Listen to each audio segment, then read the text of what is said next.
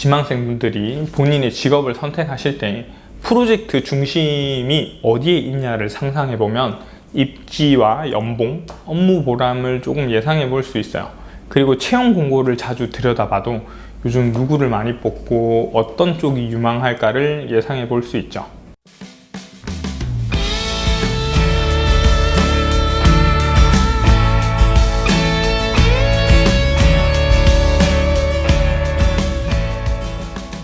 안녕하세요. 게임 캔버스 구본일입니다. 오늘은 게임 기획자의 종류에 대해서 알아봅시다. 해외에선 게임 디자이너라고 부르죠. 해외에서 분류하는 기준과 국내 기준이 많이 달라요. 콘솔 게임을 플레이하면서 엔딩 크레딧을 보면 저 프로젝트는 저렇게 분류하는구나 라고 조직도를 간접 체험해 볼 수 있어요. 종류를 알아보면서 기획 조직이 어떻게 구성되어 있는지 상세하게 알아보도록 합시다. 흔히들 시스템 기획자, 콘텐츠 기획자로 분류하는데 이건 일반론이고 회사마다 큰 차이를 보여요. 팀의 규모, 프로젝트의 장르에 따라서 매우 다릅니다.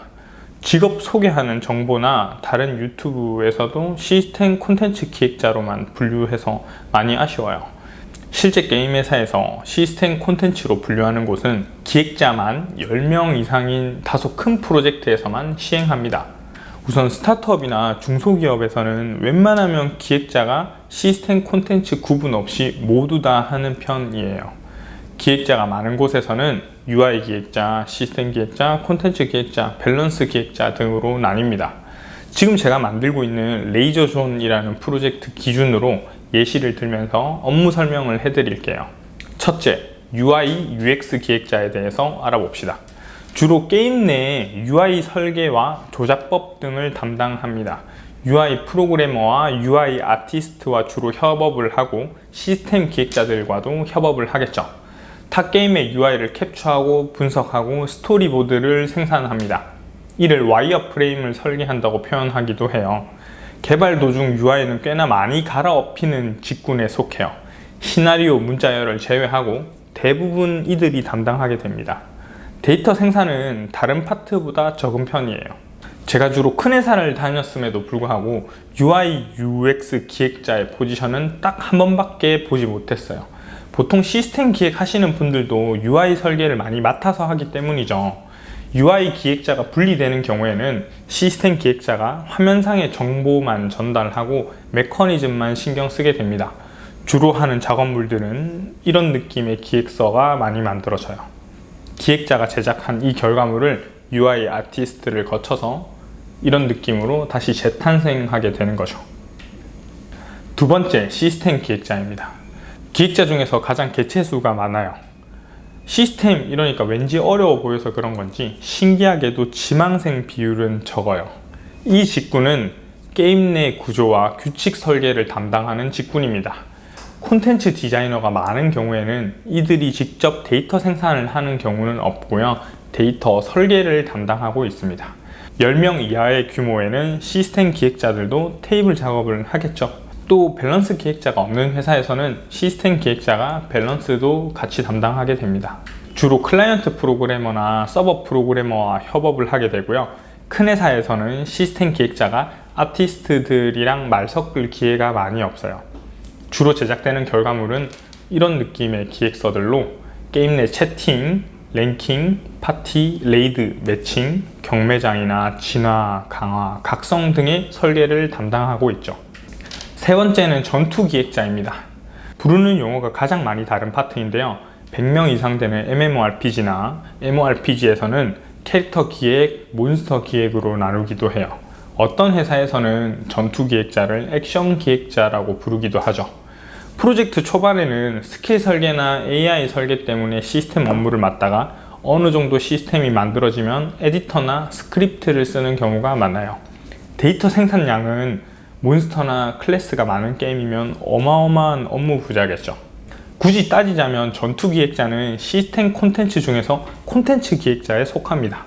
전투가 있는 프로젝트라면 꼭 필요하고 테스트량이 꽤 많죠. 근데 개인적으로 제가 회사 생활할 때 가장 재밌었던 직군이었어요. 시스템은 잘 만들어도 가시적으로 보이지 않고 UI 설계 업무를 하면 일도 많고 욕도 많이 먹습니다. 각자가 편한 인터페이스가 있어서 정답이 없는 영역임에도 불구하고 안 갈아엎히기 힘든 영역이죠. 근데 전투기획자를 하면 사용자들의 피드백도 즉각적으로 달리고 같은 개발팀 내에서도 그 사람 결과물의 재미 측정을 할 수 있기 때문에 업무 보람이 높은 편이에요. 게임 웹진이나 블로그에 제가 만든 콘텐츠에 공략을 쓰거나 재밌다고 리플을 달아주면 되게 기분이 좋죠. 악플이 달리면 악플도 관심의 영역이라서 무조건 싫어하진 않아요. 콘텐츠 제작하는 사람은 악플보다 무플이 더 무섭죠. 전투 디자이너의 결과물은 아주 여러 종류입니다. 프로젝트 초반에는 이런 설계 문서가 주를 이루고 어느 정도 시스템이 만들어지면 액션 에디터로 애니메이션, 이펙트, 사운드를 조합하고 히트 판정을 만들어서 테스트하고 전투 밸런싱을 맞추죠. 여러분들이 많이 하는 리그 오브 레전드의 챔피언 기획자가 이 포지션이라고 생각하면 쉽습니다. 네 번째는 레벨 디자이너입니다. 게임 내 사용자가 플레이하는 공간을 설계하는 파트입니다. 북미에서는 레벨 디자이너를 아트 쪽으로 분류하는데 국내에서는 레벨 디자이너를 기획자 안에 포함시켜요. 장르에 따라 업무 비율도 다르고 입지도 천차만별입니다. 그 기준은 레벨 업무가 게임에 끼치는 영향을 생각하시면 됩니다. 단순하게 환경을 만드는 팀이라면 프로젝트에서 중요도가 낮을 거예요. 환경과 전략적 게임성 또는 공략법이 설계된 레벨에서는 레벨 디자이너가 게임의 재미를 설계하신다고 봐도 무관합니다. 퍼즐 게임 회사에서는 모든 기획자가 일주일에 몇 개씩 레벨을 의무적으로 만들기도 하고요. FPS나 RPG에서는 더미 맵을 엔진으로 제작하면서 직접 레벨을 만들고 기획서만 쓰는 조직도 있습니다. 앵그리버드나 컷도로프, 젤다의 전설, 사당 같은 곳에서는 완성된 리소스를 조합하는 절차형 생성으로 만들기도 합니다. 업무 영역의 경계가 회사마다 아주 다른 파트가 레벨 디자이너예요. 어떤 곳에서는 던전팀이라고 부르면서 북미처럼 기획자가 아트적인 영역을 담당하기도 하고 설정이나 몬스터 AI를 레벨 디자이너가 담당하는 곳도 있습니다. PC게임의 RPG에서는 레벨 디자이너의 영향력이 크지만 모바일 게임에서는 잘 모르겠어요. 자동 플레이 위주로 돌아가는 곳에서는 레벨 디자이너라는 포지션이 좀 애매해지겠죠. 다섯 번째, 설정 기획자입니다. 분류가 좀 애매한데 많은 회사에서 설정 기획자라고 총칭해서 부르기 때문에 저도 이런 표현을 썼어요. 설정과 시나리오 라이터, 퀘스트 디자이너는 분명 다른 영역임에도 불구하고 많은 회사에서는 설정 기획자라는 분들이 전부 하십니다.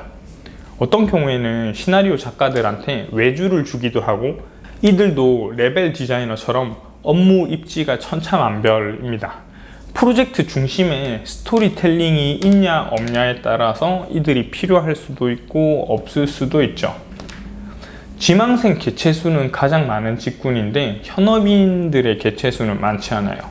대규모 프로젝트에서는 시나리오, 세계관, 설정, 퀘스트 생산을 각각 다른 사람들이 하겠죠.